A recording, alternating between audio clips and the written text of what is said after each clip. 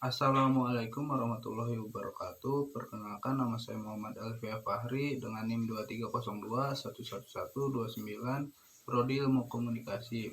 Di sini saya membuat video mereview film horor untuk memenuhi tugas mata kuliah studi kearifan lokal dengan dosen pengampu Bapak Muhammad Kamaludin.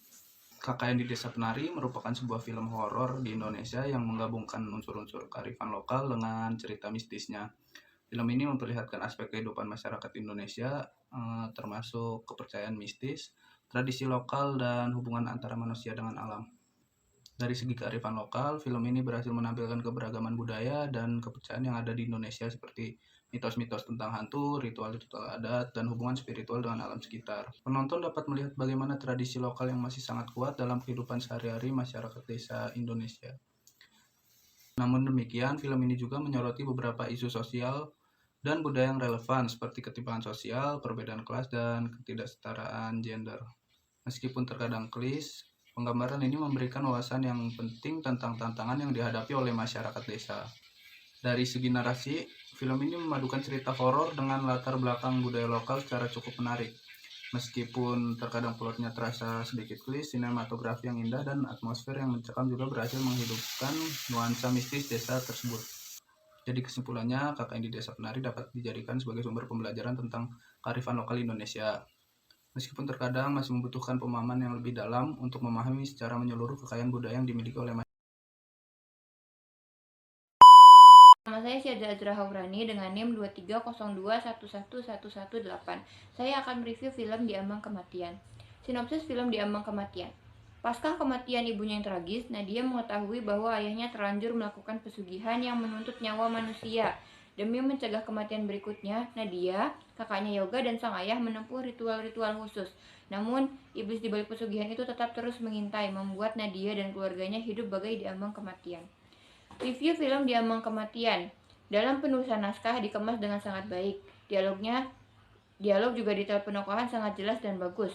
Walaupun film dengan genre horor, film ini juga condong ke arah genre drama. Yang bisa kita ambil dari film ini adalah kita bisa belajar untuk merasa puas karena kita bisa menderita akibat keserakahan kita. Kearifan lokal yang terdapat dalam film Di Ambang Kematian ialah pada konflik utamanya, yaitu pesugihan yang dilakukan oleh tokoh ayah sehingga menewaskan seluruh anggota keluarga. Udah deh. Assalamualaikum warahmatullahi wabarakatuh. Perkenalkan, nama saya Nazuna Rizali Reina dengan NIM 230211061 yang kali ini akan mereview film Pengabdi Setan. Pengabdi Setan adalah sebuah film horor Indonesia yang dirilis pada tahun 2017 yang disutradarai oleh Joko Anwar, menghadirkan sebuah narasi yang kaya dengan unsur-unsur tradisional dalam kisah horor. Film ini berhasil menyelipkan mitos dan legenda lokal Indonesia ke dalam alur cerita dengan sangat baik, dari rumah tua yang angker hingga kehadiran roh jahat. Setiap elemen dalam film ini merujuk kepada kepercayaan tradisional masyarakat Indonesia terhadap dunia gaib. Penggunaan simbol-simbol budaya dan ritual-ritual tradisional seperti persembahan kepada setan memberikan kedalaman yang menarik pada cerita.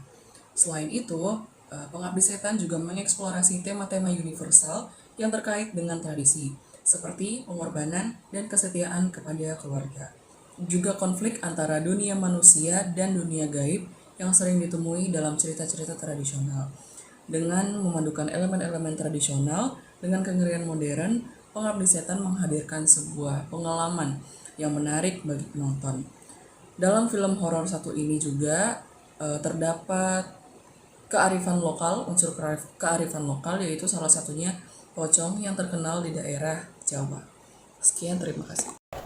Saya di sini ingin mereview salah satu film horor Indonesia yang berjudul Inang. Inang merupakan film horor Indonesia tahun 2022 yang disutradarai oleh Fajar Nugros. Ceritanya mengikuti perjalanan Wulan, seorang wanita yang menghadapi kehamilan yang tidak diinginkan, dan anaknya kemudian diadopsi oleh pasangan lain. Film ini mendapatkan pujian karena pendekatannya yang unik terhadap horor Indonesia dengan menyatukan mitologi Jawa dan menyentuh isu-isu sosial seperti perjuangan perempuan di perkotaan serta kesenjangan ekonomi. Mitos Jawa yang menjadi inspirasi utama film ini adalah Rabu Wekasan atau Rebo Wekasan. Rebo Wekasan ini merupakan Rabu terakhir di bulan Sapar pada kalender Jawa. Dalam sejarahnya, akan ada banyak petaka yang terjadi sehingga disebut dengan hari sial. Maka di hari itu selalu diperingati dengan tradisi membuat ritual dan berdoa yang disebut dengan Rebo Wekasan. Meski beberapa ulasan mengkritik kecepatan jalannya cerita yang lambat, namun berhasil menciptakan suasana baru bagi sinema horor Indonesia. Penggunaan sudut kamera, skor musik, dan jump scare yang minim turut menciptakan ketidaknyamanan bagi penonton. Sementara elemen-elemen menonjol karena kemampuannya untuk menakut-nakuti penonton. Secara keseluruhan, film Inang dianggap sebagai tambahan yang berarti bagi perfilman horor Indonesia, meskipun alurnya berjalan dengan sangat lambat. Perkenalkan, nama saya Ahmad Jalani, NIM saya 2302110668. Saya akan mereview film horor Kereta Berdarah. Kereta Berdarah bisa dibilang hadir sebagai film horor lokal yang memiliki premis cukup segar. Sebab rasanya belum ada film horor Indonesia yang mengisahkan teror di dalam sebuah kereta yang sedang berjalan. Penggunaan latar tempat ini pun membuat pembawaan cerita yang ada dalam filmnya jadi terasa unik. Kalau bisa dibilang, konsep teror dalam kereta yang sedang berjalan dalam film ini mirip dengan film Snow Plains 2013 dan juga Train to Busan 2016. Sebagai sebuah film horor, Kereta Berdarah menghadirkan beberapa momen jump scare yang bisa bikin penonton terkejut.